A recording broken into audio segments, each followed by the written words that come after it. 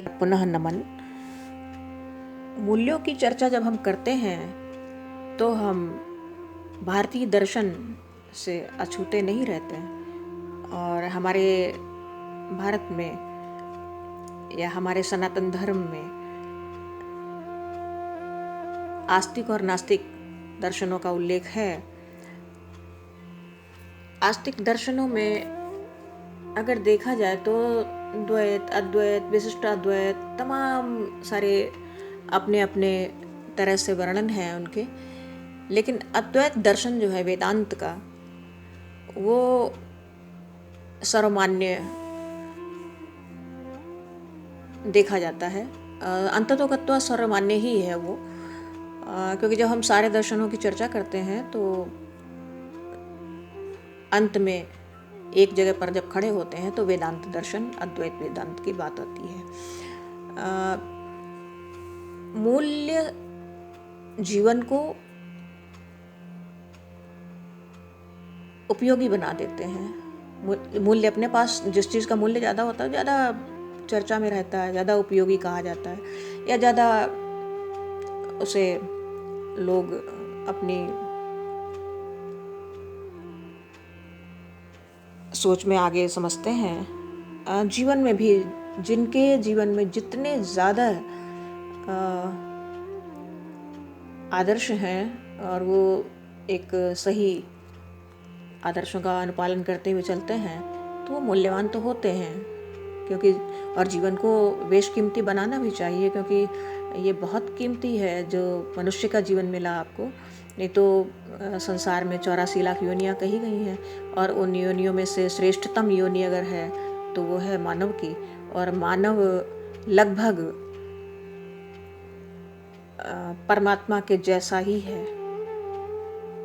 अगर हम कहें कि तो ये अत्युक्ति नहीं होगी कि परमात्मा ही है, अगर वो अपनों को उनके जैसा आचरण करता हुआ अपने जीवन को मूल्यवान बना सके और समाज को समर्पित कर सके। तो एक अच्छे समाज की परिकल्पना में भारत हमेशा जीता है। और भले ही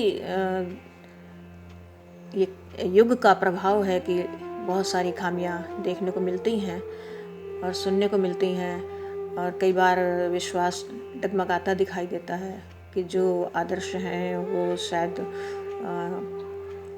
आज के युग को मान्य नहीं है। लेकिन फिर भी जिस समाज में हम रहते हैं उस समाज में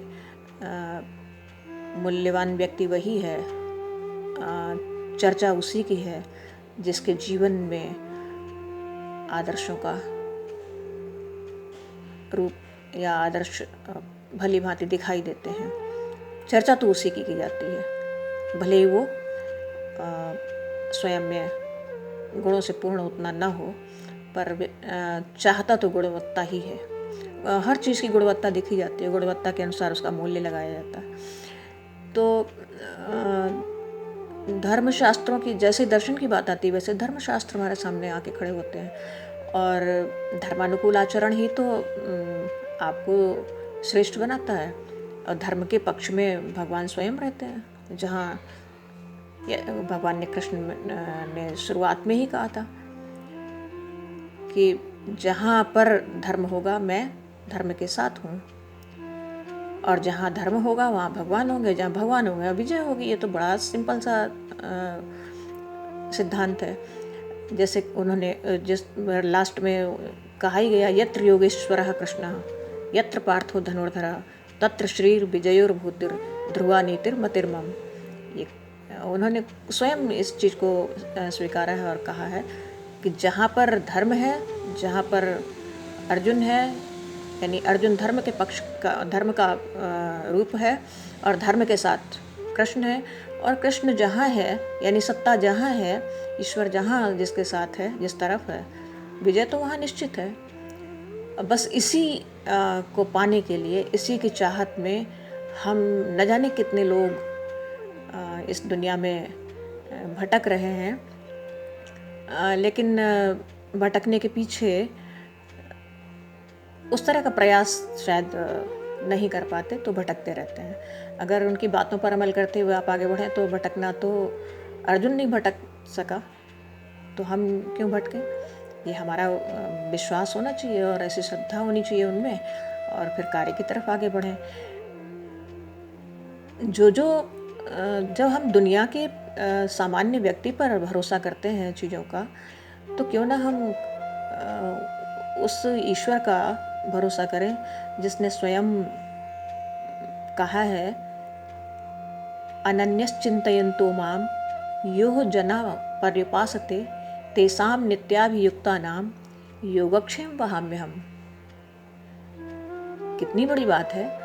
उन्होंने खुद स्वयं कहा है, अनन्यश्चिन्तयन्तो माम, जो अनन्य भाव से मेरा चिंतन करते हैं, मेरी तरफ कदम बढ़ाते हैं, मेरी सोच के अनुसार कार्य करते हैं। अनन्य का मतलब होता है जिसके समान कोई और दूसरा न हो। कृष्ण, अगर आपने जिसको भी आराध्य माना उसके बराबर फिर कोई और न हो, तो अनन्यश्चिन्तयन्तो माम, यो जना पर्युपासते, यो माने जो, पर्युपासते माने मेरी उपासना करते हैं। अनन्य भाव से जो लोग मेरी उपासना करते हैं, जो लोग मेरे मार्ग पर चलते हैं। बड़ा सरल सा है और कर सकते हैं हम, ध्यान दीजिएगा बस केवल।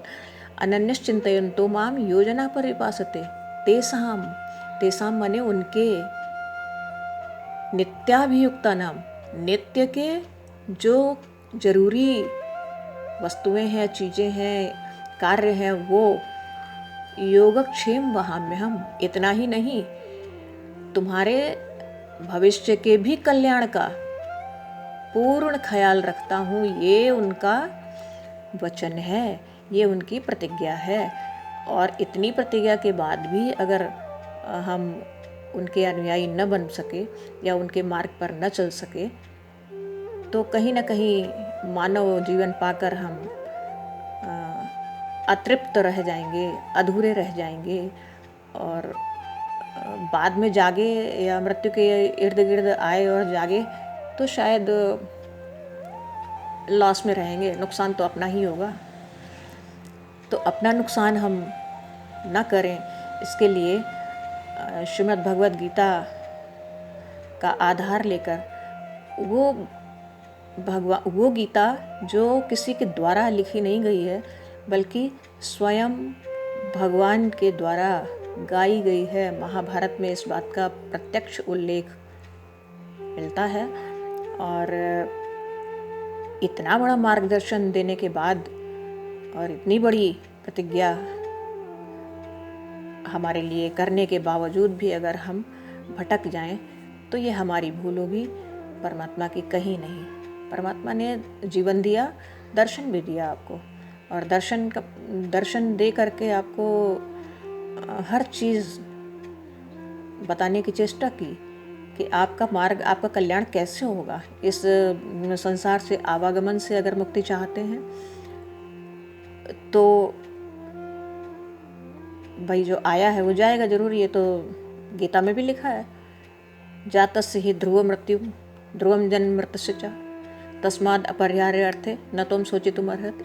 ये तो सत्य है कि संसार में जो आया वो जाएगा, लेकिन जो जाएगा वो कैसे जाएगा, कहाँ जाएगा, इसको सुनिश्चित कर लेना हमारे हाथ में है। और वो कब है? जब हम ईश्वर के बताए हुए मार्ग का धर्मानुकूल आचरण करते रहें।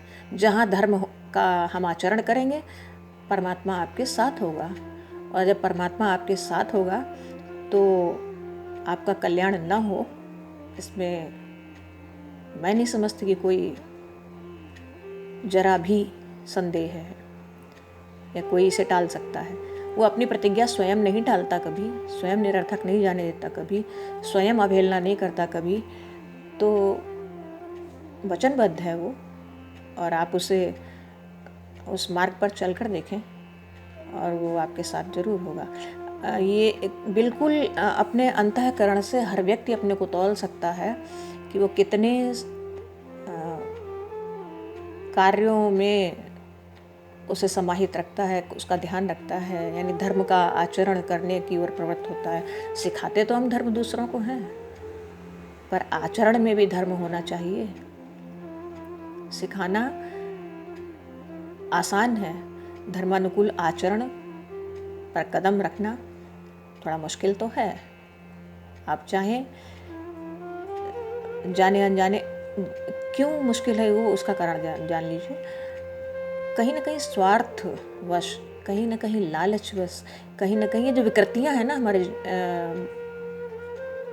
जीवन की, ये विकृतियां हमें कहीं ना कहीं ठग लेती हैं, और इनसे हम न ठगे जाएं, इसके लिए हमें हमेशा सजग और सचेत रहना है कि हमारे आचरण से, हमारे व्यवहार में धर्म के अलावा कुछ ना आए। क्योंकि धर्म जहाँ होगा वहीं कृष्ण होगा, वहीं ईश्वर होगा, और जहाँ धर्म नहीं होगा वहाँ वो टिकता ही नहीं है। दुर्योधन के पास क्या नहीं था, क्या लालच नहीं दिया,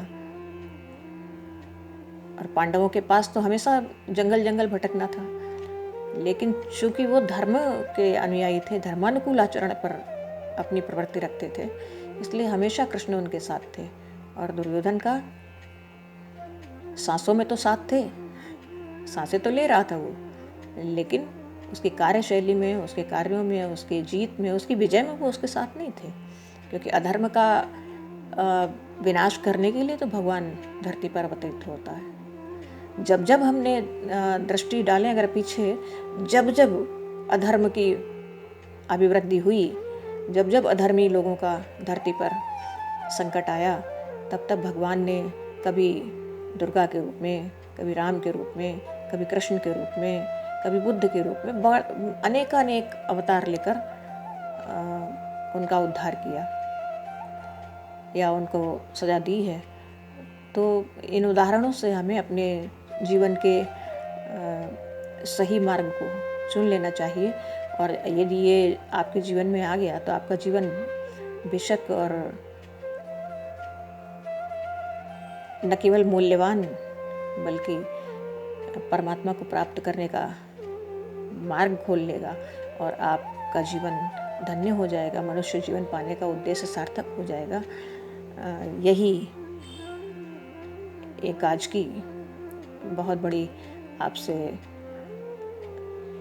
चाहत है हमारी कि आप इस मार्ग पर चलें और अपने समाज को भी कुछ दे जाएं और अपने जीवन को भी कीमती बना जाएं।